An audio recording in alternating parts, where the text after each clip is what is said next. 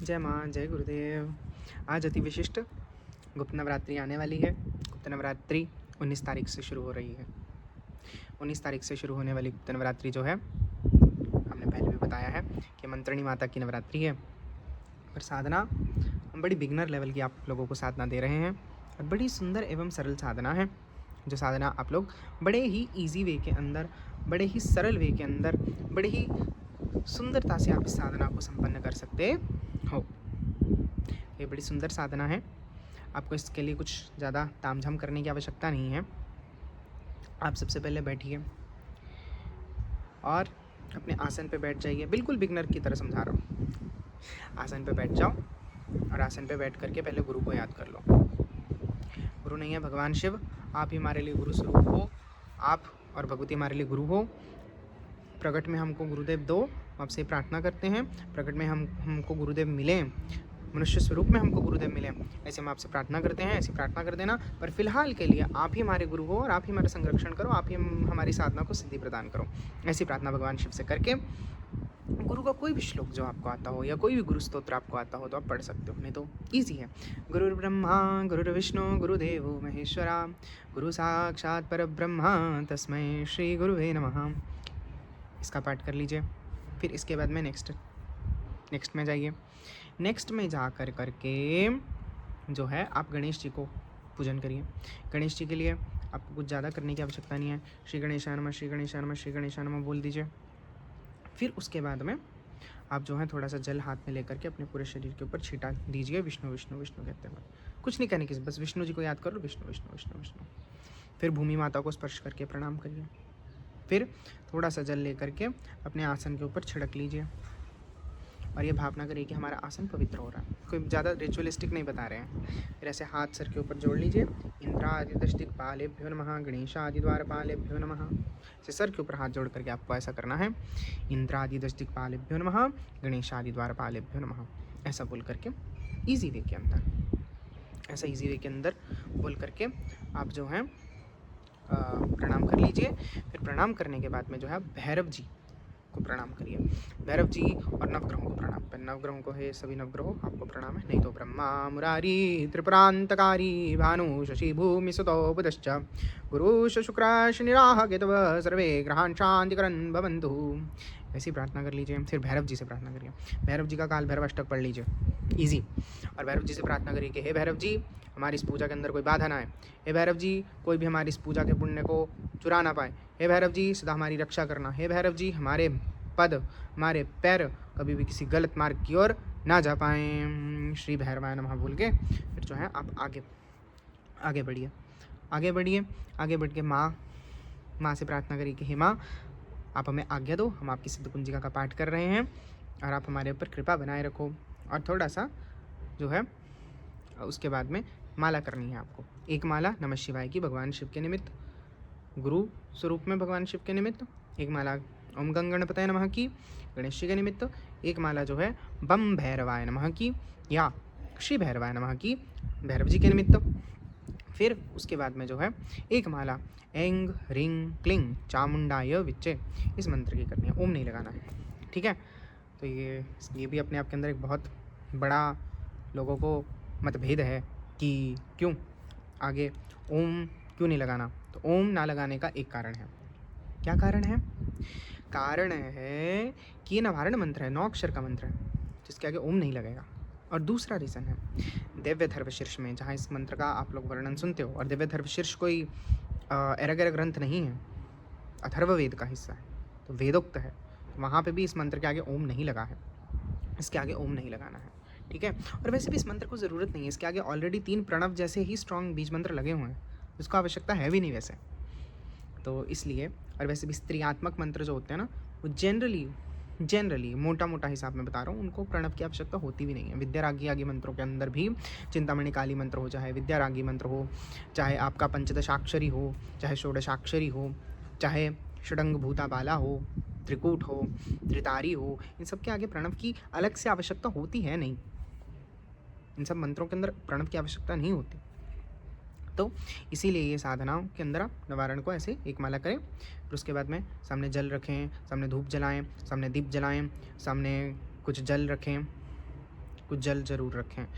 जल रख करके जो है आप ये जल रखें, हो सके तो थोड़ा सा इत्र छिड़क लें चारों तरफ, थोड़ा सा इत्र वातावरण में छिड़क दें और बिल्कुल साफ स्वच्छ हो करके बाहर से खुद भी और एरिया को भी साफ स्वच्छ करके जो आप साधना में बैठ जाइए।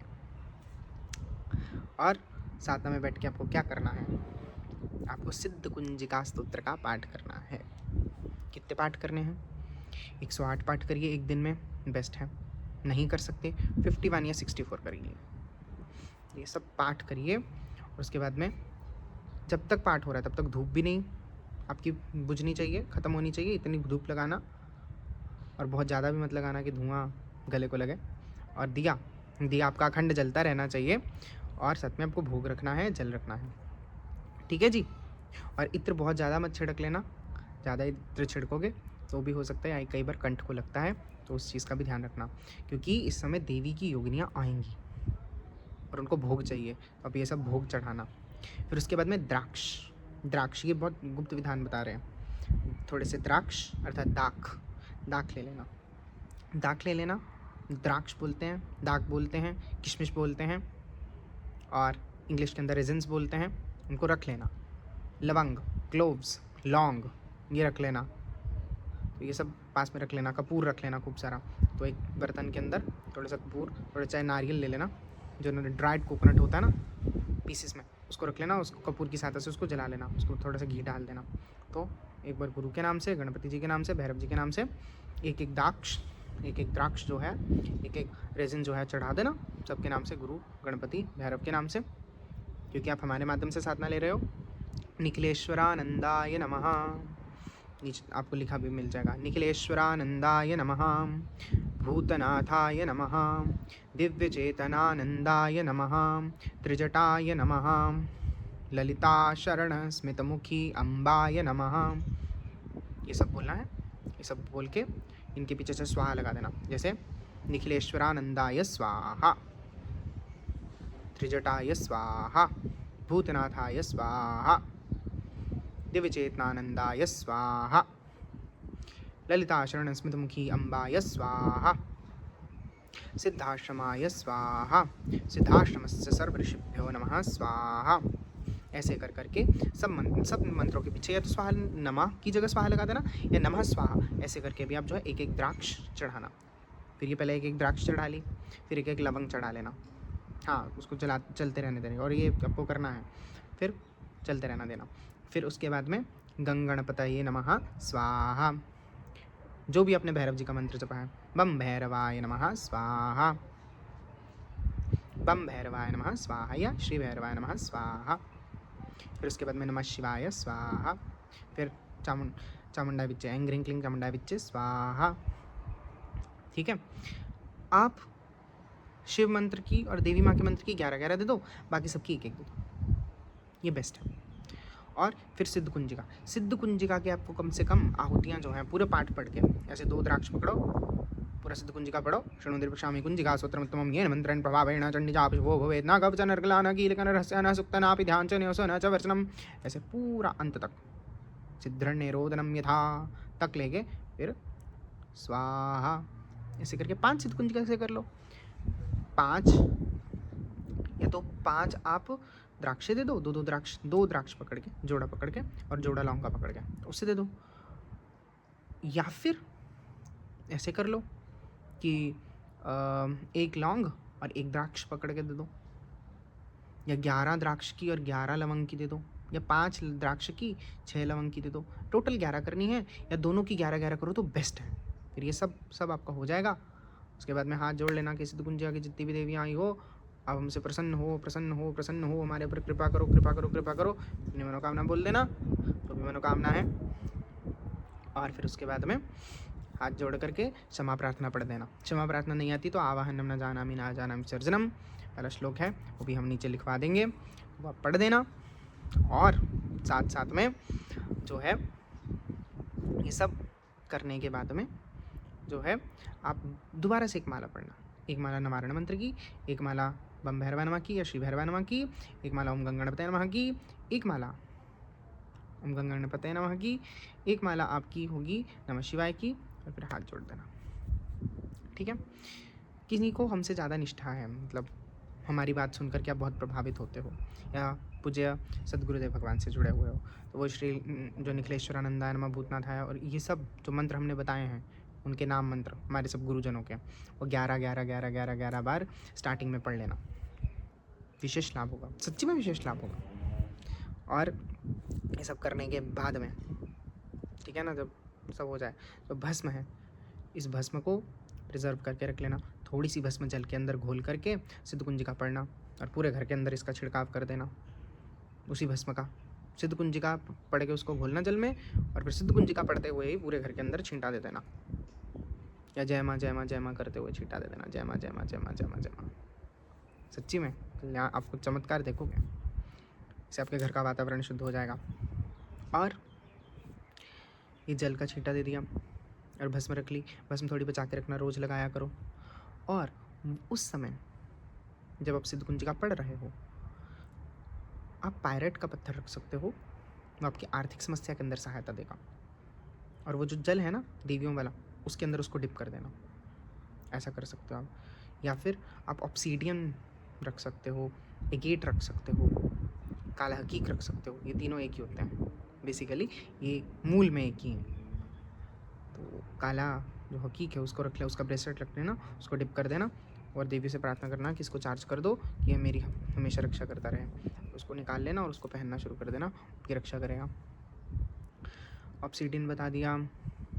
नर्मदा का पत्थर, नर्मदा से जो पत्थर निकलते हैं, नर्मदा के शिवलिंग, उसको सिद्ध कर लेना, उसको जागृत कर लेना, उसको सदा साथ रख सकते हो, उसको उसका लॉकेट बना करके उसका लॉकेट पहन सकते हो, उसको सिद्ध कर लेना ऐसे 9 दिन, उसके बाद में उसको पहनना। पर उसकी शक्ति धीरे धीरे थोड़ी कम हो सकती है, तो इसलिए आप रोज़ जो है 2 सिद्ध कुंजिका करके या 5 सिद्ध कुंजिका करके उसको दोबारा से चार्ज करते रहा करो, है ना। विधि सब सेम रखना, बस जो मालाएं आपने एक माला करी थी वो 11 बार कर लेना, और जितने पार्ट हैं उसको 5 या 11 इतना रखो, तो वो आपकी सदा रक्षा करता रहेगा। या फिर एक और विधि है, तो ये पत्थर हो गया रक्षा के लिए, ऑब्सीडियन हो गया, वो मैंने बताया आपको क्या नाम लेते हैं, पायरेट आर्थिक समस्या के लिए। फिर एक और है, एक और चीज़ है कि अगर किसी का दिमाग जो है वो हमेशा ब्लॉक रहता है, ऐसा लगता है कि किसी ने काला जादू कर दिया, तो यही जल उसके ऊपर छिड़कना, माँ का ही सिद्ध कुंजिका पढ़ते हुए, और माँ से प्रार्थना करना कि इसका काला जादू हटा दो, वो भी हटना शुरू हो जाएगा। और इस जल के और भी बहुत सारे प्रयोग हैं, जैसे कि इस जल को ना फिर पकड़ करके पी लेना और ये प्रार्थना करना कि जितनी भी देवियों की शक्ति हैं, जितनी भी सिद्ध कुंजिका की देवियों हो, आप सब आकर के मेरे शरीर के अंदर बैठ जाओ, मेरे शरीर के अंदर स्थापित हो जाओ। जो भी मैं खाऊं वो इन देवियों तक पहुंचे, जो भी मैं पीऊं वो इन देवियों तक पहुंचे और इससे वो देवियां तृप्त हों। तो बहुत अच्छी विधि बताई है गुरुजनों की कृपा से, इससे आपका शरीर जो है वो शक्तियुक्त होने लगेगा। पर आप इसका 108 पाठ करोगे सिद्ध कुंजिका का 108 दिन तक, 108 दिन बोल रहा हूँ, 9 दिन तक, और इससे आप लंबा भी लेके जा सकते हो, 40 दिन भी लेके जा सकते हो, 51 दिन भी लेके जा सकते हो, या फिर इसको 40 दिन का वैसे एक सबसे स्मॉलेस्ट चक्र होता है कि इतना चक्र जो होता है नॉर्मल साधना का स्मॉल चक्र जो होता है वो 40 दिन का होता है, 40 नहीं तो 21 दिन का, उससे भी छोटा, लेकिन 40 दिन का जो माना जाता है ना कि ये चक्र इतना तो करना चाहिए ही किसी भी साधना को हमारे दृष्टिकोण से, और इतना तो करना मेरे हिसाब से अनिवार्य है और किसी भी साधना को। और जो है ये नवरात्रि के लिए, अगर नवरात्रि पारायण कर रहे हो तो नवरात्रि पारायण करो, उसके बाद में भी सिद्ध कुंजिका को छोड़ो मत, 5-5 पाठ या 11-11 पाठ जो है प्रतिदिन करते रहो। ये सच्ची में आपको बहुत स्ट्रेंथ प्रदान करेगा, बहुत स्ट्रेंथ प्रदान करेगा। अब ये आपकी बड़ी सरल विधि है, बड़ी सुंदर विधि है, और लास्ट में क्षमा प्रार्थना कर देना, तो ये सब साधनाएँ आपकी सहायता करेंगी। काफ़ी सारे मंत्र जो हैं वो नीचे लिख दिए गए हैं डिस्क्रिप्शन बॉक्स के अंदर, वहाँ से देख सकते हो। हम कोशिश करेंगे कि सामने लिखे हुए फ्लैश करे हुए भी डालवा दें, तो उससे भी आपकी सहायता होगी। और ये बड़ी सरल साधना है, किसी को कोई डाउट हो तो पूछ सकते हैं, और बिल्कुल भय रहित होकर के, संशय रहित होकर के ये साधना करना सच्ची में बहुत स्ट्रॉन्ग साधना है। जय माँ, जय गुरुदेव।